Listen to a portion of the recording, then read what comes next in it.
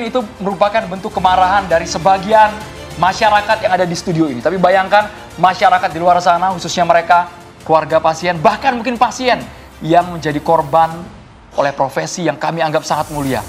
Dokter. Bayangkan, dalam satu pekan ini kita dihebohkan bukan hanya kasus dokter residen di Rumah Sakit Hasan Sadikin Bandung, tapi juga yang terbaru hari ini viral apa? Garut. Dokter kandungan di Garut yang tidak semestinya melecehkan pasien saat bertugas, Maria ya. Nah itu dia, tidak hanya kemudian dilakukan oleh seorang dokter saja, tapi juga dilakukan di area rumah sakit yang seharusnya menjadi lokasi yang aman, baik itu bagi pasien maupun juga keluarga korban. Apakah ini kemudian menambah catatan kelam dalam dunia kedokteran? Mengapa hal ini masih terjadi hingga saat ini? Amarah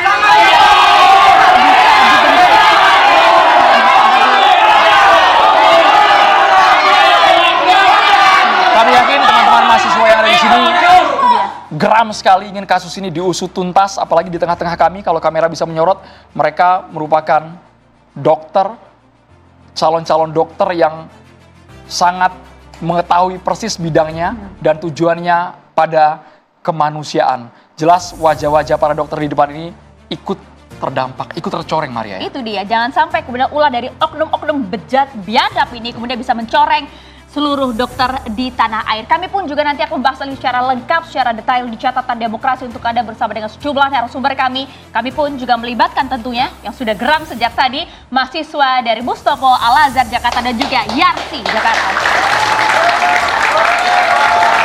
Kami berharap kasus ini bisa rapi, terurai secara terang, benderang, sama seperti pakaian yang kami gunakan malam hari ini, rapi dari BHS. Semoga makin meningkatkan kepercayaan diri kami untuk mengungkap kasus ini tanpa keraguan, Maria. Tanpa keraguan. Terima kasih banyak BHS telah mensponsori kami malam hari ini. Langsung saja kami akan perkenalkan Anda narasumber kami satu persatu. Sudah hadir bersama dengan kami semua ada Bang Reza Indragiri Amril, psikolog forensik. Selamat malam, Mas Reza. Assalamualaikum. Terima kasih sudah hadir dan juga terima kasih juga kepada Melissa Grace, psikolog klinis. Selamat malam, Mbak Melissa. Kita juga ingin lihat bagaimana nanti proses hukum kepada para pelaku yang kemudian kita lihat tadi gimana geramnya masyarakat dan juga kemudian para mahasiswa yang ada di sini. Kami hadirkan Direktur Reskrimum Polda Jabar AKBP Surawan. Selamat malam. Kami juga menghadirkan tidak terbayangkan bagaimana suasana kebatinan profesi kedokteran hari-hari ini. Ada Dr. Eva Sridiana, Ketum Dokter Indonesia Bersatu. Terima kasih banyak, Dr. Eva. Terima kasih. Kuasa hukum dari korban di Rumah Sakit Hasan Sadikin. Kami dengar awalnya korbannya satu, tapi kemudian ada 2 atau 3. Ini kuasa hukum yang kami hadirkan merupakan kuasa hukum yang mendampingi FH yang kemarin viral, anak dari pasien. Bayangkan, ayahnya saat lagi genting, anaknya diperkosa di lantai 7 rumah sakit. Ayahnya kami dengar juga sudah wafat. Terima kasih banyak Debbie Agus Priyansah. Rahayu Kang Debbie. Terima kasih. Dan kami juga menghadirkan keluarga korban nanti via Zoom bisa bergabung di catatan demokrasi. Kami berharap dari keluarga tidak ada yang takut untuk bersuara karena ada juga isu liar yang berkembang bahwa 1-2 korban kabarnya diajak damai oleh pelaku yang ternyata masih kelahiran 94. Bayangkan, masih sangat muda tapi akalnya sangat bejat. Masa depan dokter sudah suram gara-gara yang bersangkutan. Kita boleh langsung ke Dr. Eva.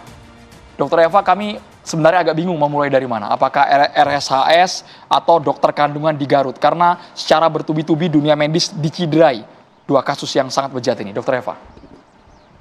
Assalamualaikum warahmatullahi wabarakatuh. Selamat malam pada semua.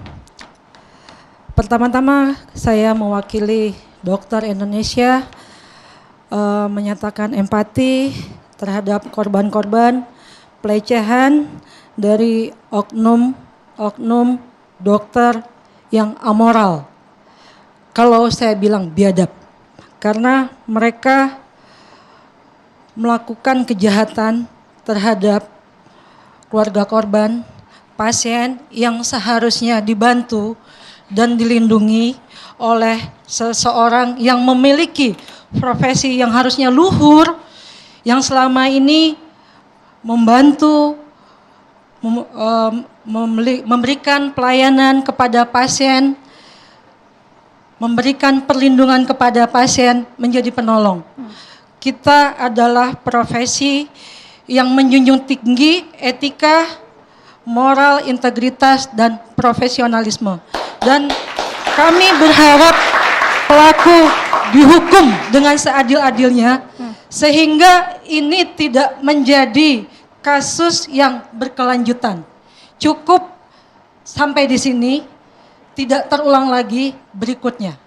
Karena ini sungguh mencederai kita semua dokter Indonesia. Ini terkait adalah perilaku seseorang. Tapi masyarakat bisa beranggapan bahwa ini mewakili profesi kami. Dan ini sangat merugikan masyarakat yang harusnya berani merasa terlindungi ketika membutuhkan bantuan medis, membutuhkan seorang dokter. Ke depan tentunya pasien akan ragu, akan dipenuhi ketakutan, dan ini sangat merugikan.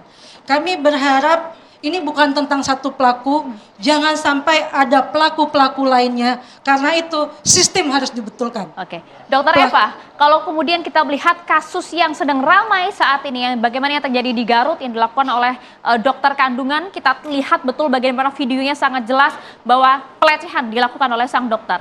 Informasi terbaru bahwa tidak hanya satu korban saja, dugaannya ada 11 korban, di mana 2 diantaranya sudah melapor. Apa yang ada di benak Dokter Eva saat ini?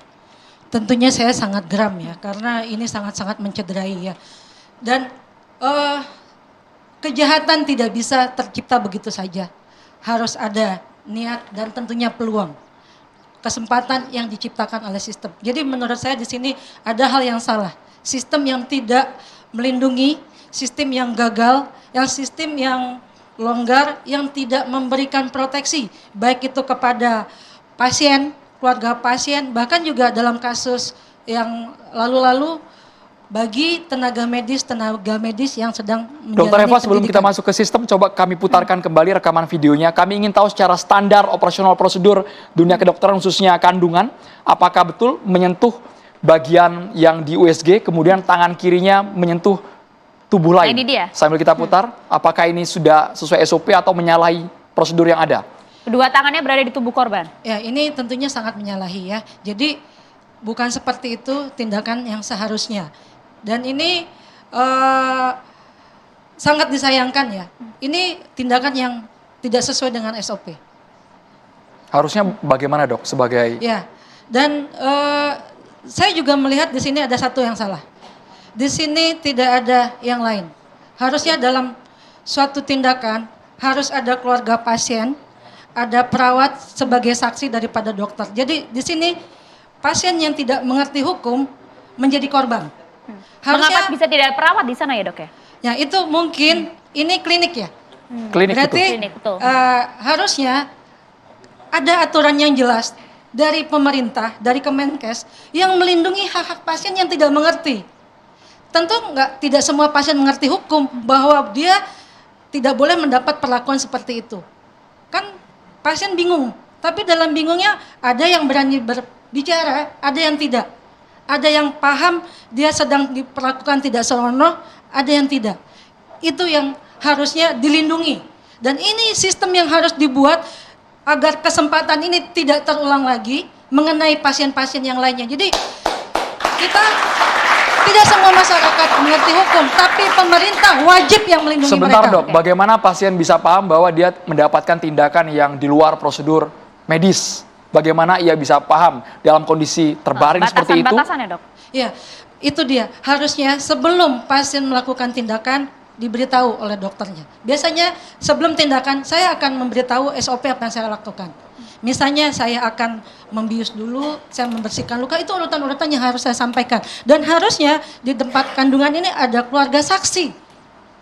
Ini untuk menghindari fitnah baik untuk dokternya sendiri, karena bisa saja pasien pun punya ada yang berkeinginan yang tidak baik. Bukan hanya dokter. Jadi pentingnya saksi, pentingnya perlindungan hukum yang benar, itu ada saksi dari dokter dan dari keluarga Itu pasien. berlaku di semua fasilitas kesehatan, baik di Harusnya. klinik, rumah sakit? Dimanapun. Oke. Karena tidak semua pasien mengerti. Kalau misalnya andai kan di situ ada perawat, pasti perawat akan bilang, apa yang Anda lakukan dokter?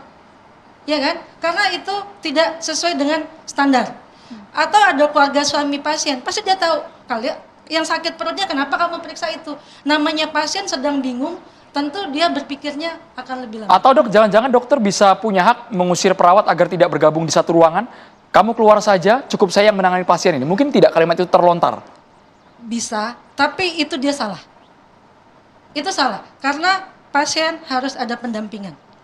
Baik dari keluarga maupun dari perawat, minimal harus ada perawat. Dan pintu biasanya, karena ini ruangan memang tertutup, biasanya perawat selalu mendampingi. Oke. Termasuk juga ada pertanyaan publik yang menanyakan mengapa ada CCTV di dalam ruang perawatan. Apakah ini sah secara kedokteran? Tidak ada hak kita untuk memasang CCTV tanpa sepengetahuan pasien. Jadi kasus kita menggunakan CCTV adalah pada pasien-pasien dulu adalah pasien pandemi ya.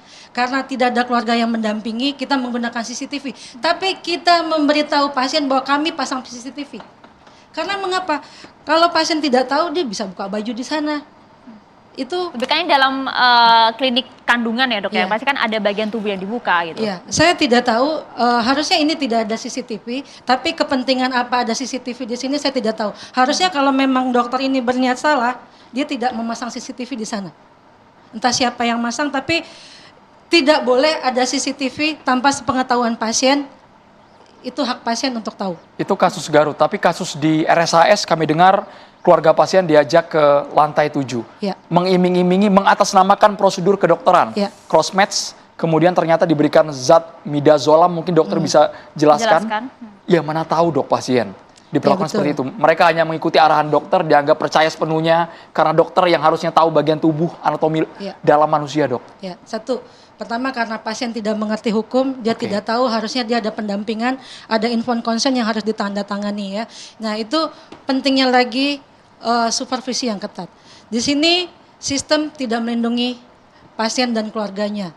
Harusnya ketika keluarga pasien itu dipanggil, itu harus di ruangan yang ada perawat. Tindakan apapun harusnya di tempat yang ada perawat, yang bisa dilihat, ada saksi. Tapi karena tadi, satu, pasien mungkin sedang panik, keluarganya sedang sakit, karena dibilang ada kebutuhan ini. Yang kedua, dia sendiri tidak mengerti hukum, bahwasanya kalau ada tindakan itu dia harus tanda tangan dan harus ada saksi. Ya, jadi ini di sini terlihat ada lemahnya kontrol dari sistem rumah sakitnya sendiri. Tapi kita sama tahu rumah sakit Rumah Sakit Hasan Sadikin ini adalah rumah sakit pendidikan, rumah sakit di bawah naungan Kemenkes vertikal. Disinilah sistem harusnya dibuat sebaik-baiknya. Jangan sampai terjadi kecolongan seperti ini. Ini tanggung jawab dari Kemenkes, tanggung jawab dari manajemen rumah sakit menyediakan misalnya pasien tuh harus mengerti di depan kewajiban dan hak keluarga pasien. Itu mungkin kalau tidak begitu masuk mungkin dijelaskan, atau kita bisa lihat sekarang hak dan kewajiban pasien itu biasanya ditempel di dinding. Tapi dalam Pasien kondisi bisa yang baca. biasanya psikologi yang kemudian kritis gitu kan, Iya. tidak terfikir oleh pasien. Ya, itulah dia.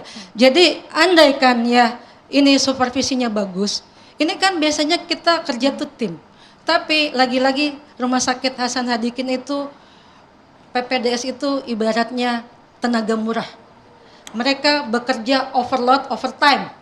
Sehingga harusnya mungkin seniornya yang bisa melihat tindakan ini, junior saya kemana, junior saya ngapain, itu bisa jadi terlonggarkan. Itu karena adanya kesempatan tadi. Andaikan misalnya pasien mau keluar, itu harusnya ada security yang tahu pasien ini keluar. Mau lewat pintu belakang, mau lewat pintu depan, harusnya ada yang tahu. Sebenarnya soal security, sebentar kami agak mengganjal soal security. Kuasa hukum mungkin bisa menjawab. Kabarnya security di Rumah Sakit Hasan Sadikin bukan bermaksud menuduh, tapi ada kalimat yang tidak semestinya dilontarkan, malah terkesan mengejek korban. Kang Debi? Ya, baik. Informasi terkait security ya, itu perlu kita dalami juga. Itu ranahnya penyidik nanti untuk mengembangkan apakah ada bukti ya terkait obrolan-obrolan yang dilontarkan oleh si security itu. Tapi korban, ada pengakuan dari korban? Kalau dari korban untuk sementara sih tadi kita baru ketemu korban kebetulan sebelum ke sini. bahwasannya kakaknya bilang sepintas ada. Cuman nanti untuk penelitian penyelidikannya diserahkan ke pihak kepolisian. Kalau begitu langsung saja kita ingin ke Pak di Reskrim Pak Surawan. Bagaimana kemudian update terbaru mengenai hal ini, termasuk juga yang terjadi di Garut terbaru nih Pak. Informasinya terbaru betul jumlah korban mencapai 11 orang?